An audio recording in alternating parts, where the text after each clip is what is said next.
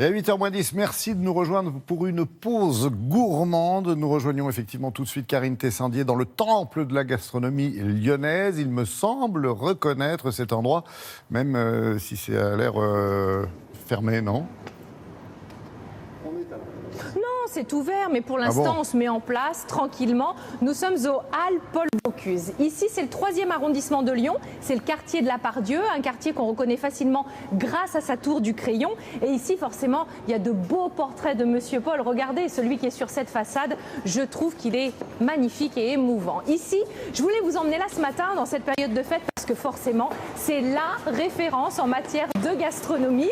Je voulais vous montrer des bons produits, histoire de vous mettre un petit peu l'eau à la bouche, à commencer aujourd'hui avec les fromages de René Richard. Alors vous le voyez, il y a de quoi vraiment se faire plaisir. Bonjour René. Bonjour, vous allez bien? Très bien, et vous? Oui, bien sûr. Matinale, comme toujours. Il faut. René, c'est votre maman qui s'appelait aussi René, qui a monté cette fromagerie à Lyon. C'est ça, c'est ma maman qui, dans les années 65, dans les anciennes halles qui à l'époque n'étaient pas du tout ici, mais dans le quartier des Cordeliers, dans la presqu'île, entre Rhône et Saône, a ouvert sa boutique. Voilà. Alors je parle sous votre contrôle, mais ici on a des fromages Saint-Marcellin, Saint-Félicien, vous connaissez ces noms. Le Saint-Félicien, la différence avec le Saint-Marcellin, c'est qu'il est plus gros, il est également, on va dire, un petit peu plus doux. Peut-être que le Saint-Marcellin, René, est un peu plus goûteux. C'est bien ça. Est-ce qu'on peut donner des conseils de dégustation? Oui, tout à fait, il faut les manger à température pour qu'ils soient bien moelleux et que tout leur arôme ressorte bien. Bon, merci beaucoup René, vous l'avez compris, il faut sortir ces fromages avant de passer à table. On quitte René Richard, mais on continue avec la tradition des mères lyonnaises. Une mère lyonnaise, c'est quoi? C'est comme une maman de substitution. Ces femmes faisaient à manger en fait aux canuts, qui étaient les ouvriers de la soie. Et ces canuts, eh bien, quand ils ont été licenciés, les mères lyonnaises ont continué de faire de la cuisine et elles ont ouvert leur propre restaurant. C'est un peu l'âme des Halles ici, puisque chaque allée porte le nom d'une mère lyonnaise. On a la mère Guy, la mère Fillou, la mère Bisolon-Brasier, bien sûr, la mère André, la mère Vitel, la mère Léa, la mère Camille, la grande Marcel ou encore la mère Richard. Alors vous le savez, Laurent, ici, il est une tradition, c'est de déguster des huîtres. Et elles se dégustent comme ça, debout, au comptoir, avec le petit verre de blanc, avec modération. D'ailleurs, savez-vous, Laurent, d'où est née l'expression « avoir les pieds dans l'eau » ?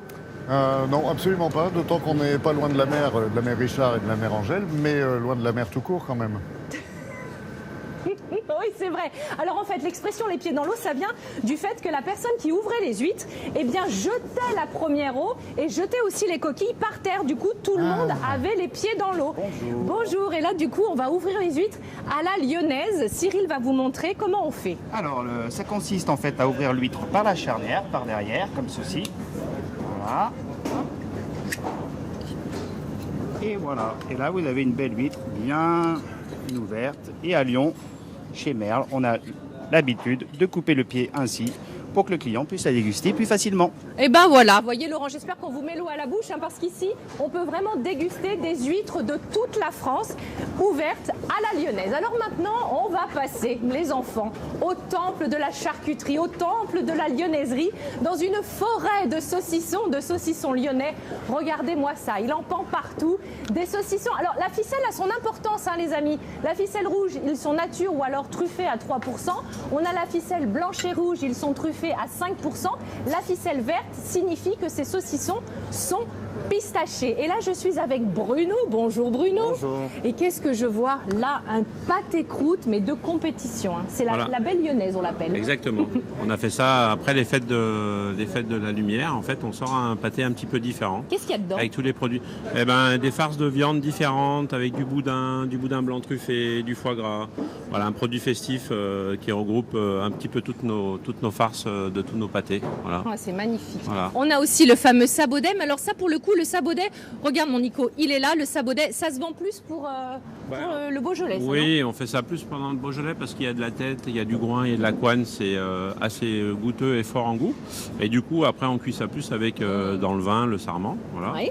Et puis après, c'est sûr, c'est sur les produits que vous avez cités où on vend plus avec les saucissons truffés, pistachés. Parfait. Voilà. Alors, regardez, ici, on a plein de saucissons saucisson brioché. Et Laurent, j'ai une astuce rien que pour vous. Je sais que vous aimez cuisiner. Si vous voulez faire votre saucisson brioché, l'astuce de Monsieur Paul Bocuse, pour pas avoir le saucisson qui tombe au fond de la brioche, alors vous allez me cuire ce saucisson à l'eau, vous allez l'éplucher et ensuite vous allez badigeonner avec du jaune d'œuf. De cette façon, le saucisson ne va pas tomber au fond et il va coller à la brioche. On n'aura pas de jour entre la saucisse et la brioche. Voilà, Laurent.